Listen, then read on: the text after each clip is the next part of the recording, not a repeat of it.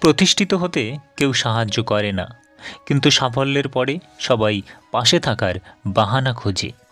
সম্মান হোক বা ভালোবাসা ততটাই দেবেন যতটা চাহিদা, কারণ অতিরিক্ত জিনিসটা খারাপ।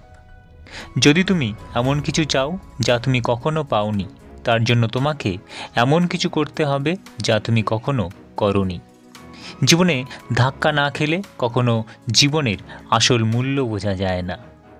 জীবনের শেষ নিঃশ্বাস পর্যন্ত চেষ্টা করা উচিত। হয় তোমার লক্ষ্য অর্জিত হবে, বা না হয় তোমার অভিজ্ঞতা হবে। জীবনে ধাক্কা না খেলে কখনো জীবনের আসল মূল্য বোঝা যায় না। শব্দ আপনাকে অনুপ্রাণিত করতে পারে, চিন্তাভাবনা উস্কে দিতে পারে, কিন্তু কর্মই একমাত্র আপনাকে স্বপ্নের কাছাকাছি নিয়ে যেতে পারে। প্রতিভা মানে কিছুই নয়, অভিজ্ঞতা, নম্রতা এবং কঠোর পরিশ্রম সব কিছু।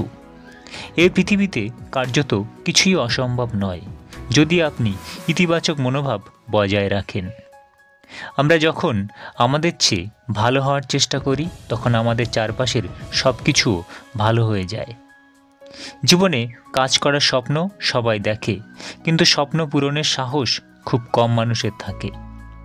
অহংকার আর হিংসা ত্যাগ করো, কারণ তুমি এই পৃথিবীর অতিথি, মালিক না। সুখ মানুষের জীবনে অহংকারের পরীক্ষা নেয়, আর দুঃখ মানুষের জীবনে ধৈর্যের পরীক্ষা নেয়। মিথ্যে দিয়ে কিছুদিন পর্যন্ত সফল হওয়া যায়, কিন্তু সত্যি দিয়ে প্রথমে কষ্ট হলেও সফলতা ধরে রাখা যায় আজীবন। দেরিতে হবে, কিন্তু ঠিকই হবে। তুমি যা চাও তাই হবে। মনে রেখো, তোমার সময়টা খারাপ, তোমার জীবনটা নয়। শুধু অপেক্ষা করো, সব হবে।